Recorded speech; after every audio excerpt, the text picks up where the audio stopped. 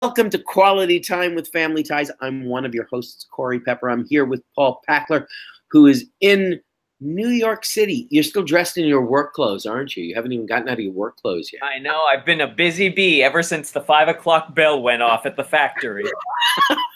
Is it like the Flintstones? Because that's what I always envision at the factory, at the plant. You know, my father-in-law still says to me every time he sees me, whenever he sees me, "How was your day at the firm?" What is your father-in-law? What did he do? He's a crazy marine biologist, inventor, ecologist. You know, he's a scientist. Crazy. That's even better. I like that. That he assumes that you must work at some law firm. You work at a firm. How's things at the firm? Wow. Well, I teach, but no, everything's fine at the firm. How are things at the firm? So, a good news, bad news situation, listeners. I just want to say at the top the bad news. The bad news is we're living in a fascist hellscape. The good news is Scott will be joining us soon.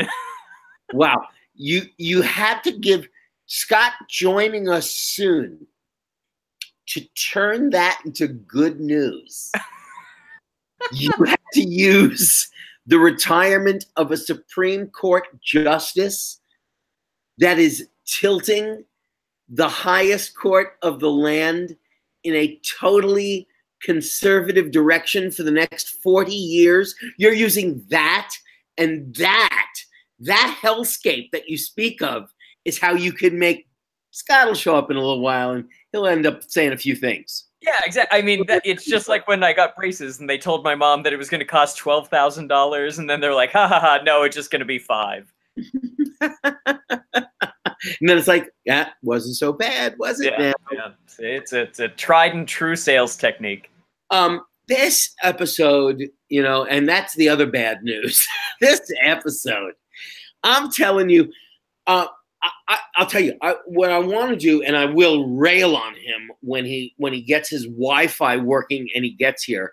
But for Scott to say this episode is weird, and then to say stupid, so you say stupid. This episode is bad, and it's bad for a fundamental reason that a lot of these episodes have been bad lately, including last week's episode.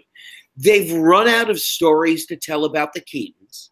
So they're telling stories about people that we've never met before, will never see again, and don't care about. And what's worse is they're making those people, the guest stars, the emotional center of the show.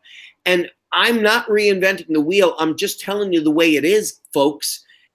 If you're going to write an episode of a television show, only the regulars can really, truly. Recurrings can occasionally be the emotional center of the show, but you've got to have known somebody on a sitcom because you only got 22 minutes to tell a story. This episode, folks, it's season 7, episode 11. Get me to the living room on time.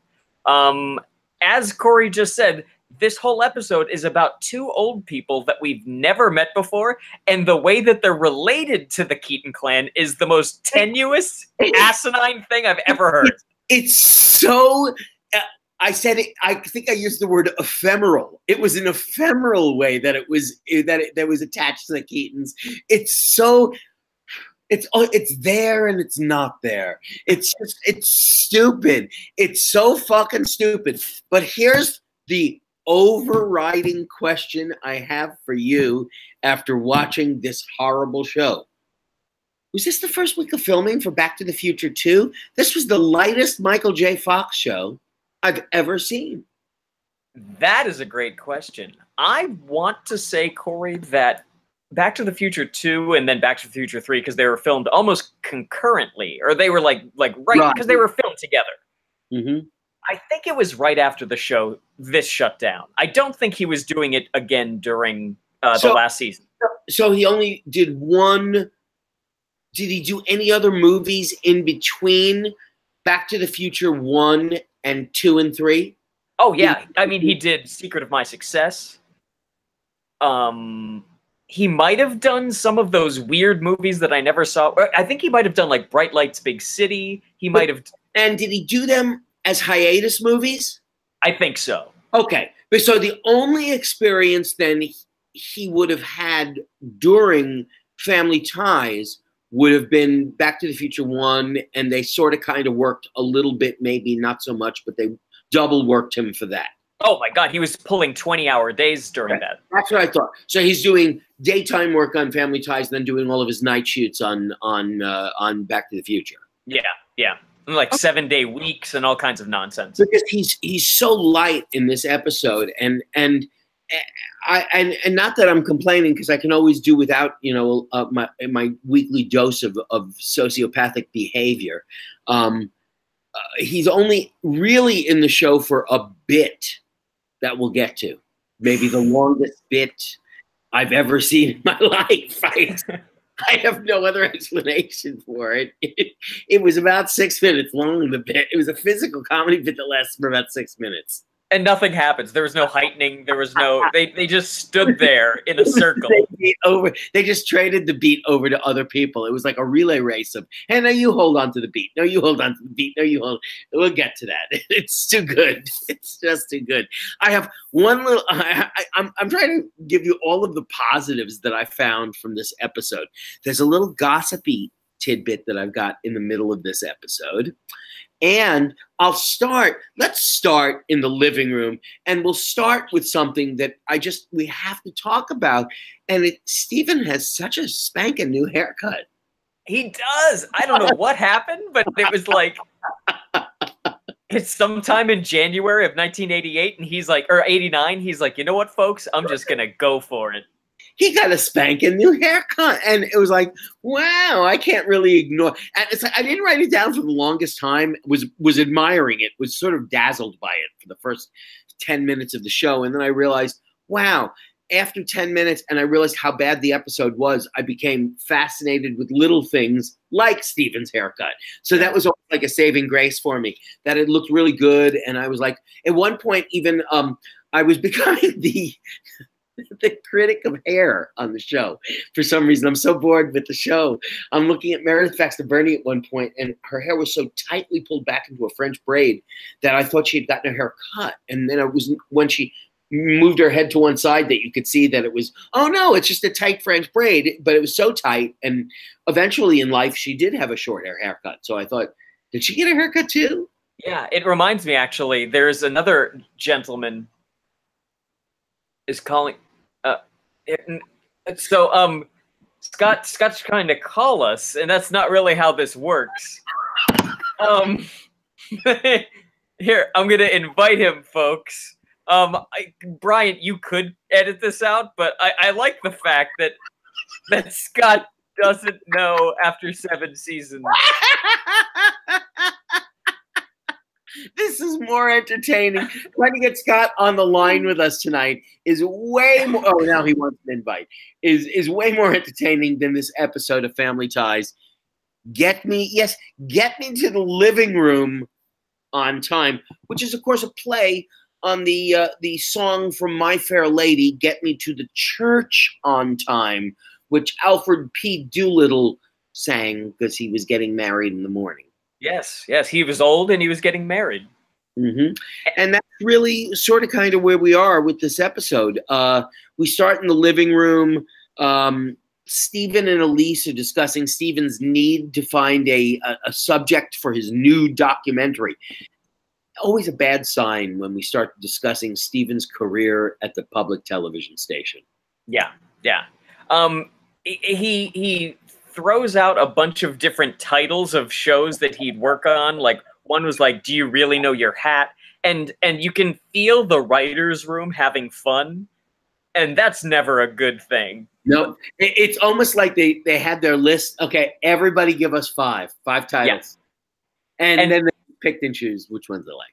It was always my least favorite part of the Colbert Report when they would do the whatever the prescription thing that he would do. Like, I forget what it was called. I don't remember either. But you remember he would do the thing on health where it was the skeleton, and he would just do. It was like a small bit that was a recurring thing, and he would say what the Nalsatrex side effects were, and then they would just list off all these different things that were obviously things the writers came up with just for fun. Yes. Did you send the invite? I did, Scott. I want to just have conversations with him through text. I just invited him again. Steven's reading like these titles. He's reminiscing about his past glory documentaries by reading these teeny tiny trophies. So we've gone through a series of big props, and today they decided they'd give us teeny tiny props. Yeah, that was weird. I mean, it was supposed to be the fact that like it wasn't very prominent, the awards that he won, but it was just weird. It didn't read very well. And we find out that Andy is waiting for two friends to come on over. Like he has a like a play date, right? Like just some friends from school. He didn't say that. He just said he had a couple friends coming over. And when the friends come over, oh, wait a minute. Am I here? You're here. I'm here. My camera's flipped around for some reason. Ain't that the way? There we are. Jesus Christ, that was annoying as fuck. Wow, you sound great though. It's terrific. It's a good glad. Nice. Yeah. I'm glad. Did you have to reboot your router? Everything. Yeah, we had to reboot the router. No, that's a good tongue twister. Reboot the router. Reboot the router. Well, thank God, because it appears to actually be functioning.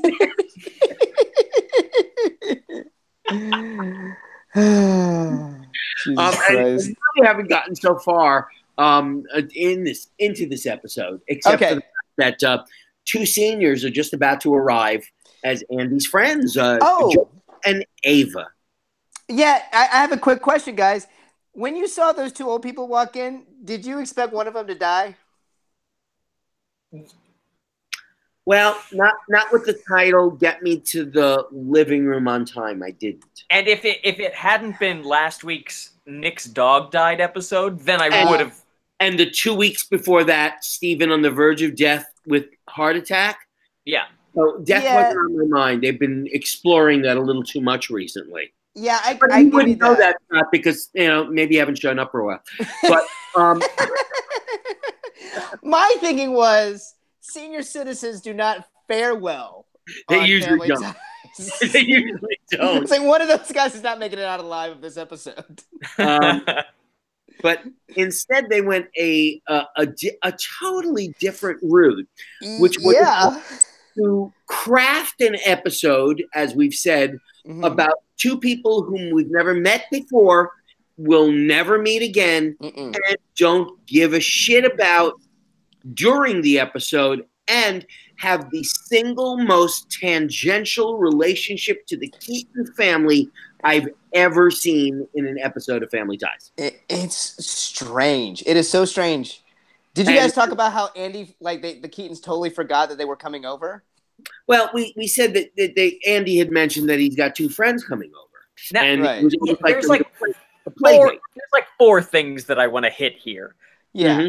One, Andy is 7 years old and apparently has a side job working at a senior citizen's home.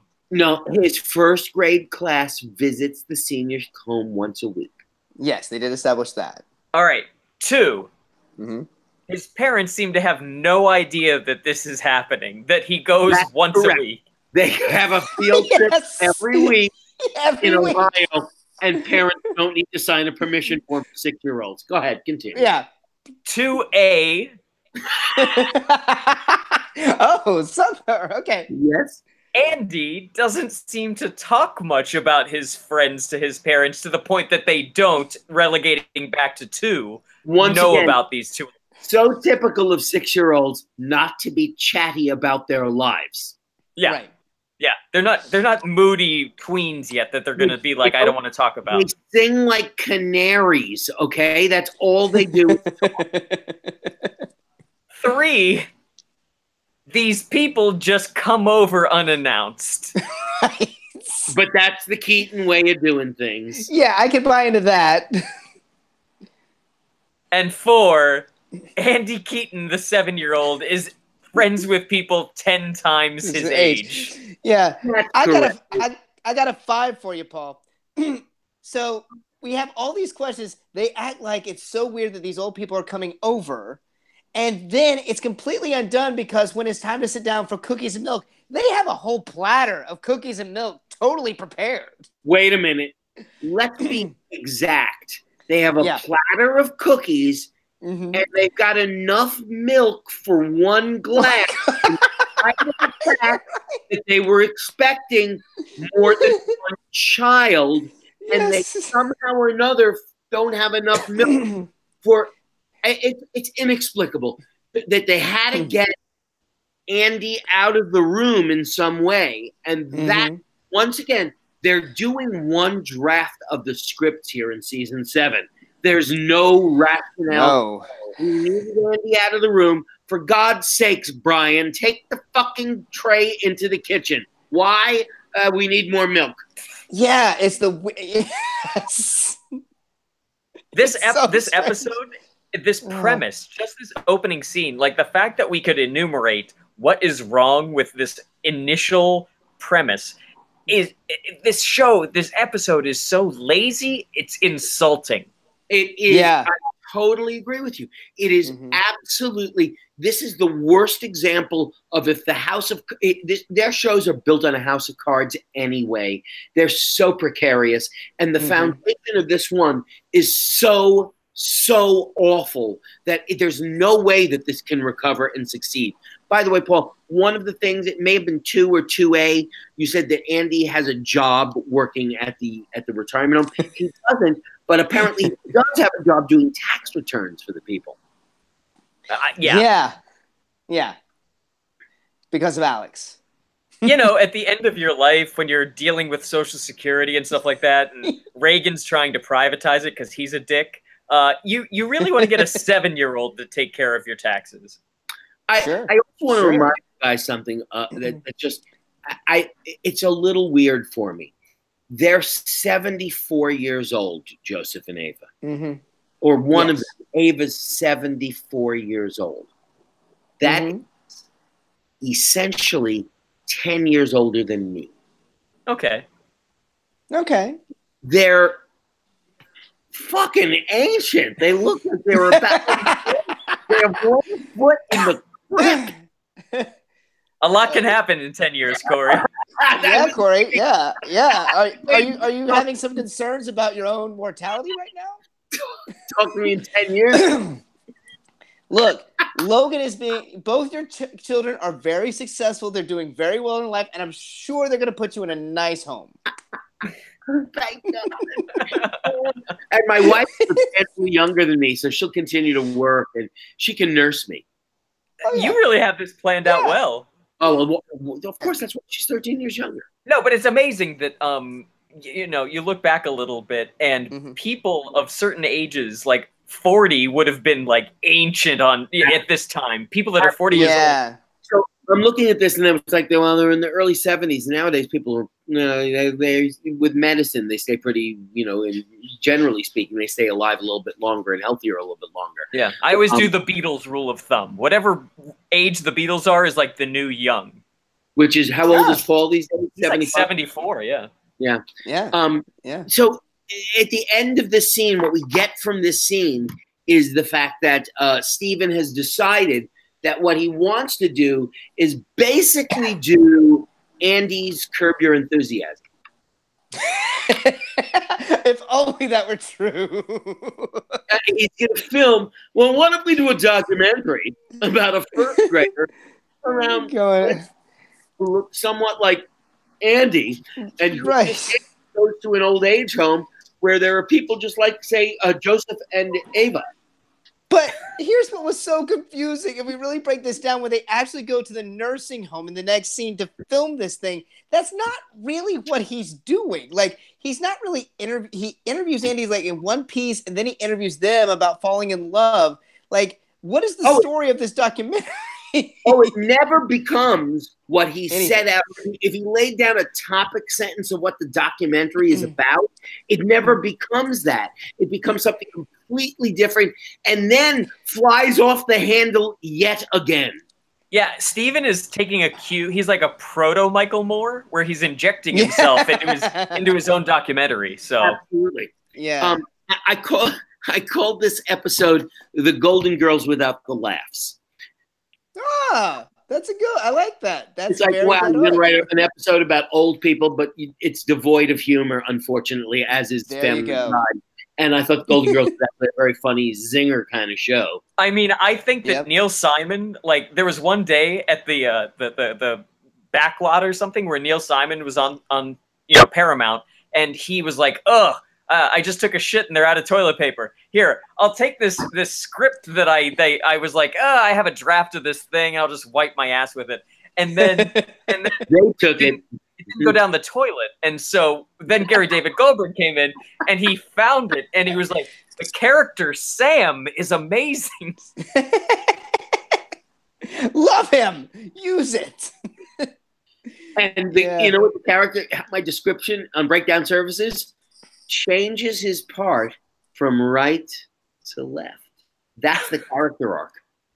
It's beautiful. It's beautiful. That character is the worst thing in this God. whole episode. Having this old guy trying to be like a card. He's a class clown at the age of 90. It's the worst thing I've ever seen. This episode, I just kept feeling so sorry for him. it goes south from this point forward so quickly, and then just when you think it's hit rock bottom, it hits rock bottom again. We meet. It seems as though, first of all, Sam comments immediately about one of Steven's documentaries. I think it's the Hat documentary, as if it was Michael Moore coming in and going, "Wow, I loved Bowling for Columbine." Oh my God, they love that fucking Hat documentary. Yeah. That the fact that anybody would ever watch a local documentary on Dayton, Ohio PBS is just freaks me out. We meet Mrs. Clark for just an instant, who seems to run the old age home. Yeah, can we pause it right here? Because I want to address Mrs. Clark. Mm-hmm. Now, this reminded me, this seems like there was a time in the 80s, maybe, definitely around the 80s, but maybe into the 90s, there seemed to be this whole thing of nursing homes being really abusive places. Like, I remember seeing, like, there was a made-for-TV movie about an old guy at a nursing home, and the nurse was just torturing the people. I think she was, like, drugging the people there, too. And he was, like, trying to uncover it and everything. I think it was called, like, Alfred or something like that. Wow. Yeah, it was really intense. It was like a Hallmark movie of the week kind of thing. And so when I saw Mrs. Clark, I was like, oh, is this going to be like she's really abusive to the patients? No, sorry. It kind of freaked me out for a second. Nothing even close. I know. That was like, oh, they're going to, like, Steven's documentary is going to uncover this. Oh, no. Steven starts filming right here, and he starts interviewing Andy. And apparently he likes to tell stories. And Andy enjoys hearing Joseph's stories. And somehow or another, Joseph starts to tell a story. What's he gonna tell a story about? Like living through the Blitz? I was with Kaiser Wilhelm during World War I. Yeah, Sugar Rush. Wagner in 1943. I don't know what anybody can say here.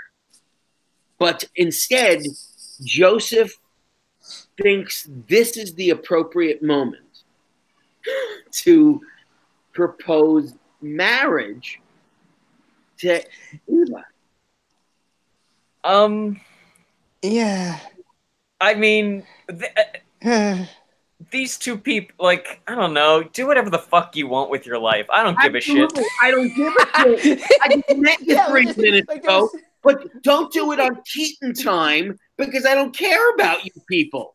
Yeah, like we just met you. They're 74 years old. Do they need to get married? I don't care if they. But as you just said, live and let live. I don't care. Do what the two of you want to do. Please yourselves, folks. But please, I don't need to be a part of it in any way, shape, or form.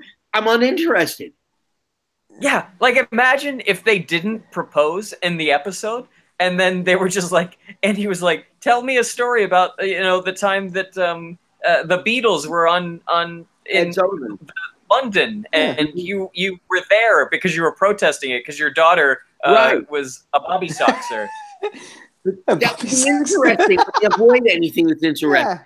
And so Eva, of course, is thrilled, and you get the sort of sense that these two old people have sort of found each other. They're both a widow and a widower.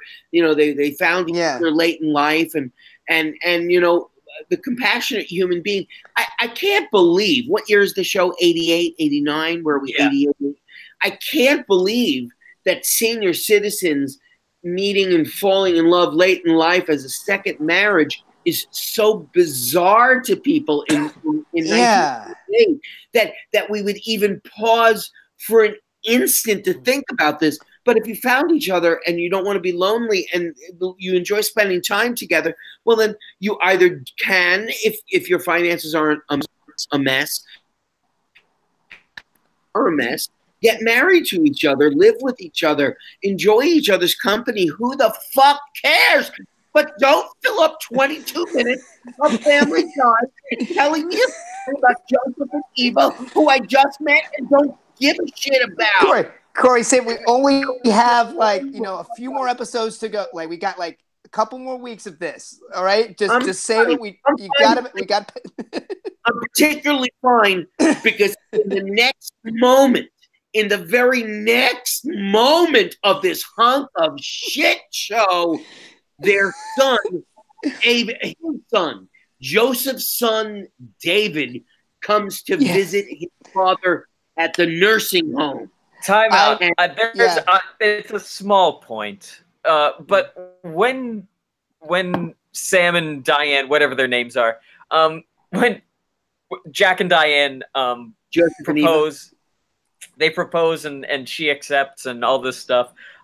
They go in for a kiss and Joseph is going in for a normal human kiss on the lips. and then Eva sort of gives him a cheek. And I'm like, hey gang, we can't do one fucking rehearsal of this to figure out where we're gonna kiss. Just to make it work? Come on, just plan it on God. Hey, gang. It was like the worst High School Musical thing where neither person has kissed another human being for the first time. Yes. Oh, when he proposed, that's when I was like, oh, Ava's fucking gonna die for sure. Like, that's when I thought, like, that's when I seriously was like, they're gonna do death again. He's gonna get down on one knee, and that's gonna be it for him. Yeah. But the son comes in, and Stephen, of course, defers and says, "Oh, you're Joseph's father. They've got some wonderful news. Surely, David, you want to tell your son your wonderful news."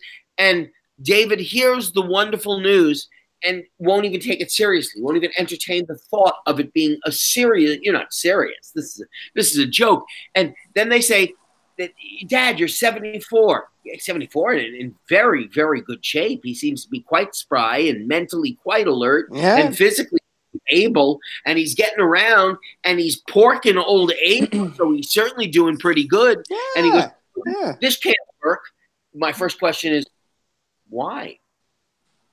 Why can't this work? I don't understand. They seem like two sane people. No one's crazy. It's strange. The fact that he's so completely incredulous to this is a very odd development. Yes. To say the least. One way of putting it. About David, he looked familiar to me, just like Jack did, and I don't really like. Both of them are just what they've been in a bunch of stuff. Let me just say this first. Yeah. So I looked on IMDb, and the guy that plays the son, David, was married to Laurie Metcalf. And is currently married to, and you may not be familiar with her because it's an LA name, one of the biggest casting directors in Los Angeles, Linda Lowy. Wow. Oh, wow. Lowy Brand Casting, that does all of the one-hour dramas. Used to do almost everything for Botchko. A huge casting office here. Wow. And when I looked at his IMDb page, has done every one of the shows that they cast. Absolutely. Of course. And so when I saw Laurie Metcalf, I was like, oh, he must have come from like Chicago theater scene type thing. And so So the dad, the old guy, who I think played the king in Aladdin, like the old man, he has he's like this sprightly old British man, the actor. Yeah. Donald something. And so he's got this British accent, and then the son is like, we're on a mission from God. And you're like, oh my God, what is the story of this family where the dad is like this little like tea and crumpets, and then he's like, you know, hey, just bratwurst, what you gonna do? Hey, I go see the Cubs every year.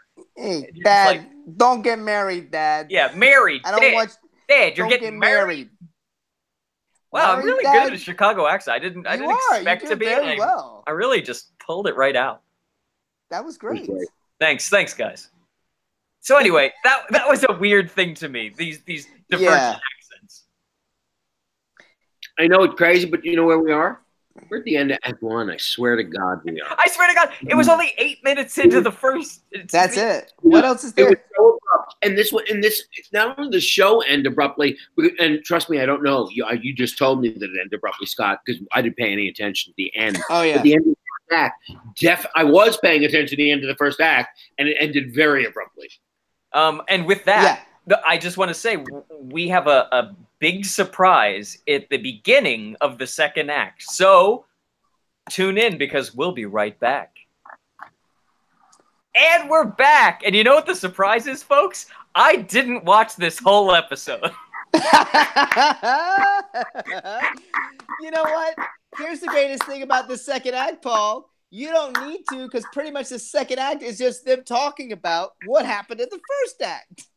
Wait, you didn't watch any of this episode, Paul? No, I watched I watched the first 15 minutes of the episode. Oh, and you didn't watch the second act at all? I watched some of the second act. I'm here, and I will definitely second what Scott just said. This is another one of those episodes where absolutely nothing happens. Nothing. It's basically them just saying, "Did you hear what happened with what happened at the retirement home? Like, their son is not really on board with the marriage." That's pretty much it. For what reason? We never know. No one's ever given. We us never a really reason. know. Yeah, we kind of in the third act, but yeah. We do begin this act with the longest physical comedy bit I've ever seen in my whole life.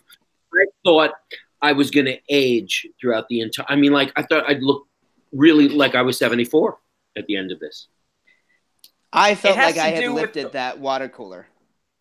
Yeah, they the Keatons, I think, almost famously have a water cooler that we've never discussed, but it resides on the upstage wall by the back kitchen door, the storied back kitchen door that everyone comes through. I just love that you described it as fate. Oh, sorry. Well, go ahead. No. But just that they have this water cooler, which back in the 80s, you had to be kind of hoity-toity to have a water cooler. Back then, people still believed in institutions and public goods like water. The idea of paying for water was kind of insane. Yeah. Yeah. So I was just going to say, I love that you refer to it as famously, and we're in season 7 and we've just now acknowledged it. Yeah. And it's not a chilled machine. It's like it's an unchilled water cooler. What's the point of that besides it being cheap? It's like the above ground pool of water coolers, where it's like it really doesn't make any sense. Yeah, it makes no sense to me. Yeah, and this is really the only appearance. This bit is really Alex's one moment in the show. Yeah, for the most part, until we get to the wedding, and then there's that one scene he has with Sam. Right. But I love the only thing that kind of saved this bit for me, because they go back and forth the water cooler and they try to get the door because, of course, the old couple is coming over because that's what you do when you know the Keatons. But I love the fact, like, Meredith Baxter Birney, like, because they keep referring to that mom always does this. And I love the fact of how Meredith Baxter Birney, like, instantly when she comes in, she flings the grocery bag to Steven and then just casually puts it on there. Like, she kind of knots that bit, kind of is the best part about that bit. The best part about that bit. Come on, Scott. What are we doing here? What are we giving out? I'm grabbing at straws, Paul. This the tallest little person, the littlest giant. That's all we can. That's all we have now, man. That's all we got. Just these little nuggets of something worthy of being on television. And at the end of the endless bit, and everyone's involved in this. It starts with Mallory and Jennifer, and Alex gets involved, and then Mom's involved, and Dad's involved, and surprised Andy doesn't get crushed with a 50-pound water bottle. It's just awful. David, Ava, Joseph and Ava show up right after this bit, ending at the button of this bit when Mom puts it on for them. Right. And they give it to Mom. Mom takes care of it. And Joseph and Ava basically came over to beg Stephen to talk to David for us. Now, I'm not strange. so sure why they need David's, he calls it blessing. Somebody else says permission. It doesn't make any sense. I don't get it. You're 74 years old. You wear like a fucking 3-piece suit on a 90-degree day because you're so old. You're just a mess. These old people where they wear like blankets when it's a drought, and you're like, what the fuck's wrong with you? That's this guy. He's like the age of dust, and he's like concerned about his 35-year-old son's blessing about whether like.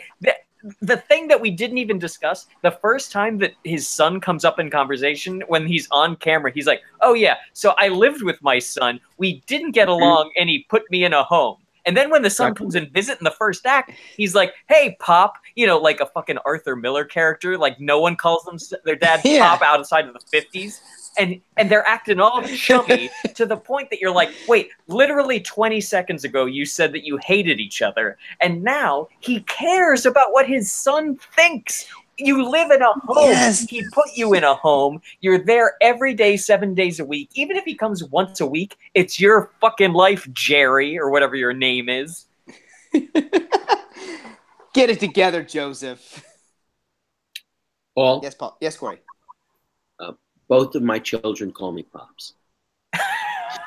Oh, you fucked up, Paul. I recant everything I've said. It turns out it was a great episode, and I'm wrong about everything I've said.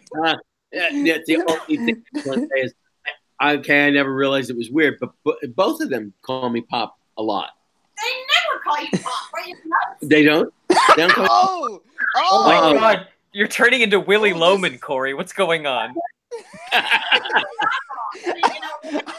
Logan? Oh, he's playing Fortnite. Have you ever called me Pop or Pops? This is like Corey's fantasy. I just want my kids to call me Pops. Pops. Oh my God. You're like, Logan, you're not a dime a dozen. I'm Corey Pepper, and you're Logan Pepper. You've now done a Chicago accent and a New York accent in the same episode. Thank you. Yes, and it's sort of like a dated, old-fashioned one too. Yeah, it's really good. We didn't need to mention that. We didn't need to judge it. We just needed to Spite is your undoing. Attention must be paid. Attention must be paid. Isn't that your favorite play, Corey? It is my favorite play. Absolutely. I love that. Yeah. I could watch a production of it and enjoy it only because of it's one of those, it's sort of kind of foolproof. It just works. It makes me cry.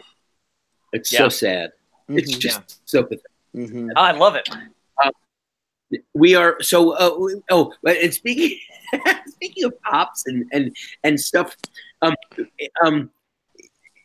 Joseph says to Stephen, one of the reasons he wants him to speak to David is because he speaks that groovy kind of lingo. Yeah. What groovy?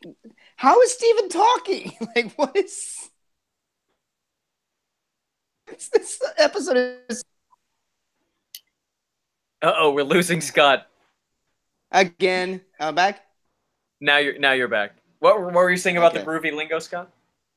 I was just saying, like, how is Steven talking groovy? Like, what is it about? Like, We've never heard it. I don't know he's what he's never. talking about. I don't. It makes no sense. Like, who wrote that line? Yeah, It's it'd be such cool if he bullshit. called everybody man all the time. I Yeah. like I would Hey, like it if man. Stephen Keaton, Hey, Joseph, man. if he was like, Alex, come on, rap with me. What's going Right. Then that line makes sense. That's honestly one of my favorite things that I discovered is that like hippies and stuff used to say rap, meaning like let's really get down to brass tacks and talk. Come on, rap with me. Right. Come on, Right. really rap. Oh, I love it. We end this scene and we go back to the nursing home, and we find out at the beginning of this scene, sort of Sam has his little moment, and he's quite a card. Literally, yeah. Is he ever? I want to say about this episode. Did you ever watch that Ricky Gervais thing, Derek? Mm-hmm. Mm-hmm. You know, it was just complete garbage, and it was about being in an old person's home, and that was almost the worst part of it, was that he was just taking these old people and making them into props in this terrible show where he plays a mentally handicapped person, or whatever what's that? Made me cry. Did it? Come on, Corey. I wept. Derek, did we not weep during Derek? Oh God, yes, it's lovely. It's lovely. What? How this episode is tearing us apart? It was bound to happen through 7 seasons. This is it. We have been decimated as a group. We are fractured. It's just fine. If Paul and I have had major differences over other things before. There are things that Paul detests that I love, and things that I love that Paul detests. It's just fine. Okay, good. Yeah. But Scott, but we find Scott, out, you're fucked. Scott. but thankfully we agree on almost every episode of Family Ties. That's true. We really have agreed on just about every episode of Family Ties. And Sam gives Stephen some notes, like he wrote like a script for Stephen of what he thinks he could say if he left out of things to say for David. Yeah, Corey, do you remember his note? I don't remember what it said. Oh, I do. Remember when I bought you that bicycle when you were 7 years old? Is the note he gives to Stephen to say to his son. This is where the episode becomes very sketchy for me. This part? From here on in, I was in and out of the room. I had a repairman here working on an air conditioning unit. I just wasn't paying a tremendous amount of attention. No, I totally get it. Yeah, so basically, because I know Paul didn't see this part. So basically, what happens is he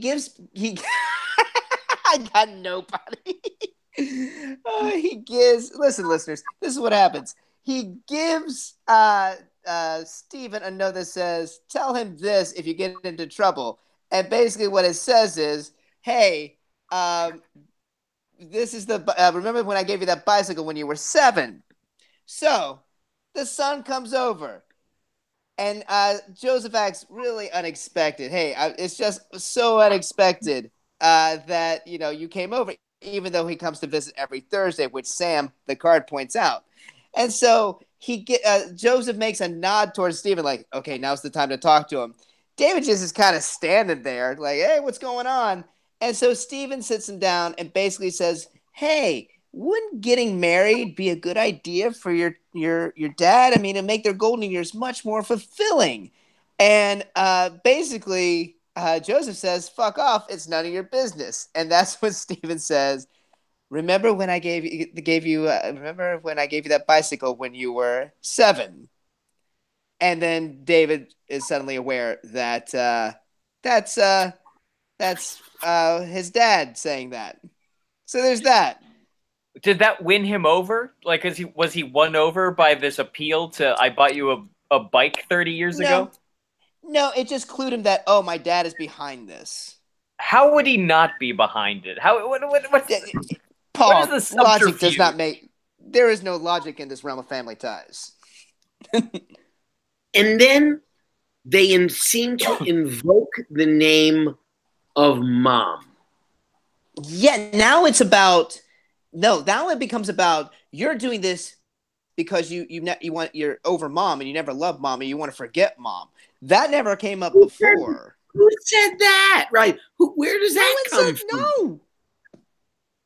If That's your parent is 70 something years old and your other parent passed away and that parent meets somebody and wants to get married and you're in your 30s and you have a life and stuff going on, why the fuck do you care? Why are you holding a torch for your dead parent? The only reason a child cares, and this was never addressed in this issue, is because of the will. That would actually be right. That was the episode. That would have been interesting. It's the only thing that makes sense because now you have your next of kin is now your wife. It's not your child. That's secondary.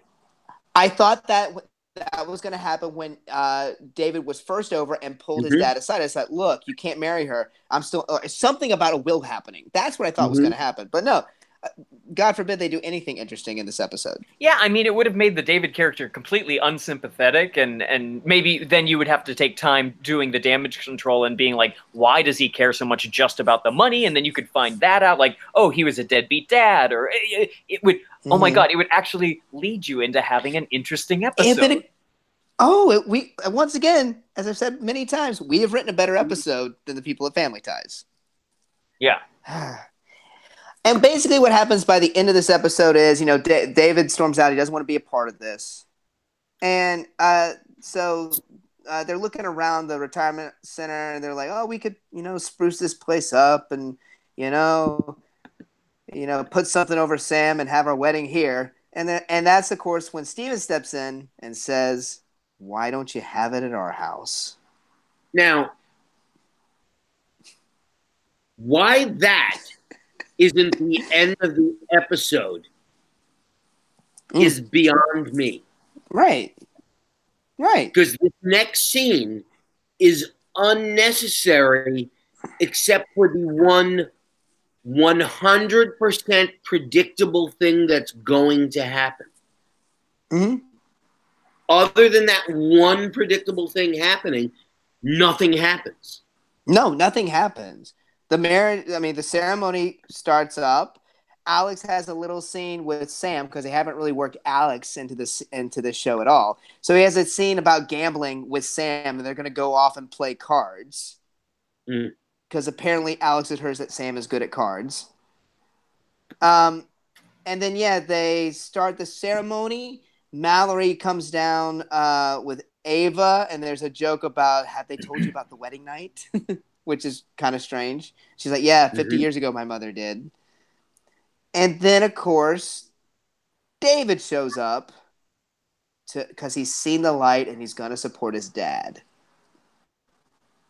I feel like there's an old-fashioned rule of television, especially with sitcoms, that people love weddings.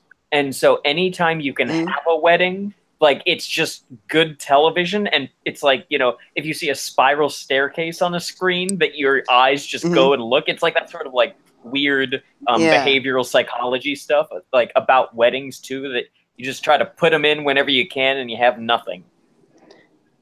Right. This, of course, was ruined by Game of Thrones. Well, yeah, that's a very good point. Yeah. But here, okay, so that's pretty much what happens. And since you guys didn't watch the very ending, this is the last moment of the show. Elise looks out at the wedding and the ceremony and says, have you ever seen a more beautiful bride, Stephen? And Stephen's standing behind her, and he says, only once, Elise. She turns around, they kiss, and that is it. God damn it. There was such a great room for a joke there. Yeah. I think That's it. that might be asking too much of a sitcom is to make a joke at the end. Of course. Especially for these writers, Paul. Why we're watching two people we've never met before get married, why they expect us to care, why they expect us to care the drama, not the Keaton family drama, is beyond me. And all I can say is nobody's minding the store anymore of Family Ties. I'm shocked. They're just waiting for the end. They're just waiting for the end. Yep. Yeah, this episode is really the wheels have come off. Like last week with the dog, at least it was a beginning, middle, and end. This is just madness, this episode. It's crazy. It's so crazy. Well, guys, this is our last episode 12. 11. Our last episode 11, guys. Yeah. Yeah. Wistful. Very wistful. Yeah.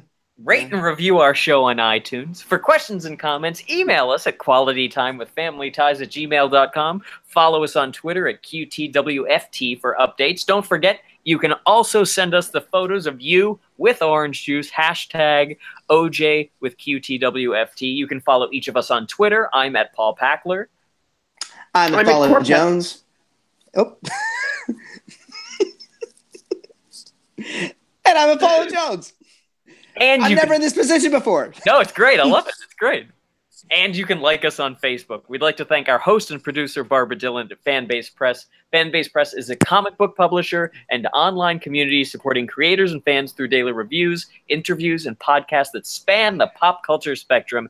Fanbasepress.com. We'd like to thank Perry Adams, who beautifully performs Family Ties and our theme song, Without Us. Check out her website, perryadams.com. We'd like to thank Bryant Dillon, who created our fantastic drawing and artwork as well as edits our show. Bryant is the president and co-founder of Fanbase Press. Follow him on Twitter at Comic Book Slayer. And finally, Sean Foster, Fanbase Press's graphic designer, for designing our logo. Gang, we'll see you next week. Sha-la-la-la. Bye. Command Q.